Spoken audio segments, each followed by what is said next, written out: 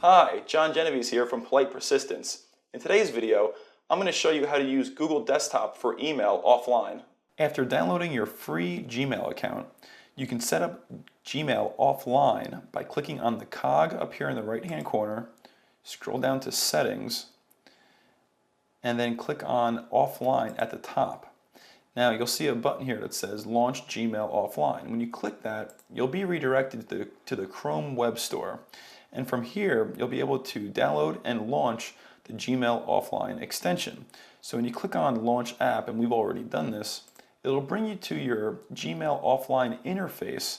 And your interface looks a little different than your current Gmail interface when you're online. But this will allow you to access and send and schedule to be sent email from your Gmail account when you do not have the internet connection. And it's that simple. Now you know how to use Google Desktop for email offline.